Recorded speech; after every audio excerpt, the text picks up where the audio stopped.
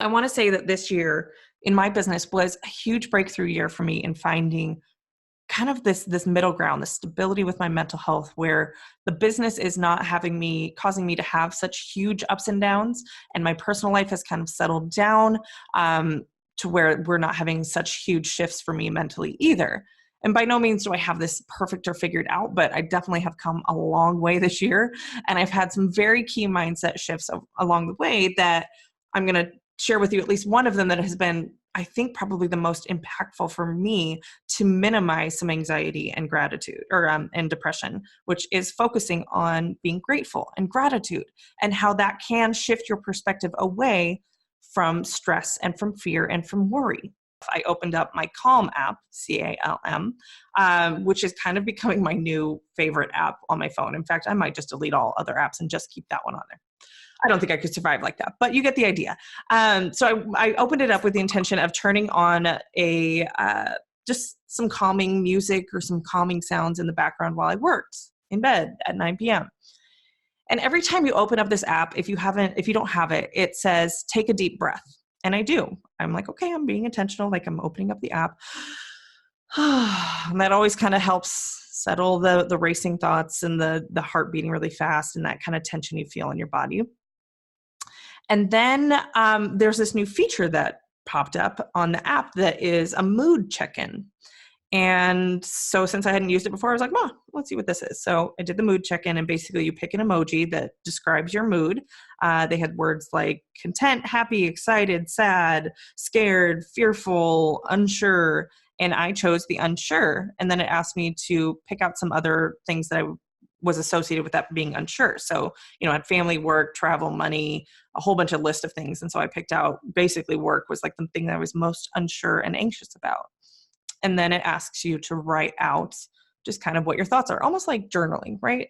Except it was, in an app, and it was very quick and easy for me. You can have a fantastic ability to predict the future. And I do. I'm really, really good at predicting the future. But I don't know if you know this, there is no way to ever guarantee 100% predict the future.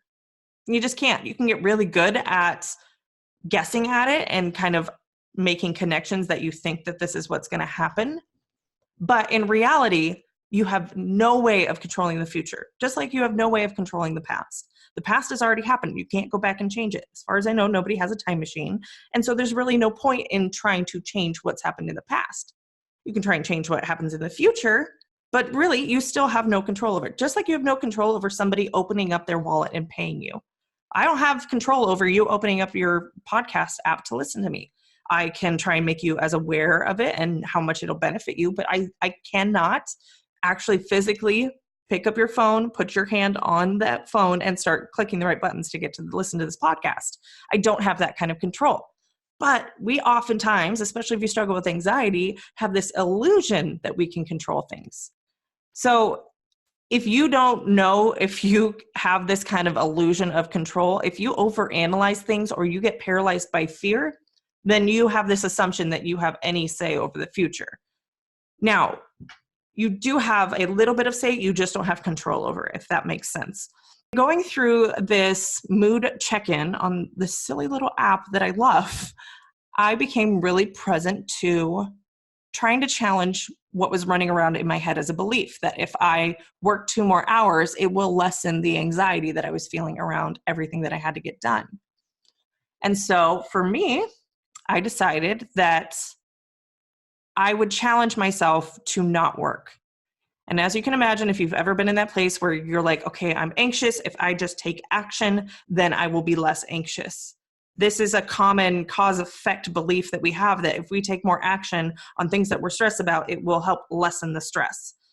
And I wanted to challenge that. I didn't know how I'd feel at the end of it, but I was going to say, I'm not going to do work. I'm actually going to really focus on being present instead of worrying about the future. And I'm going to choose self-care by not working, allowing my brain to slow down and to focus on a meditation and then go to sleep.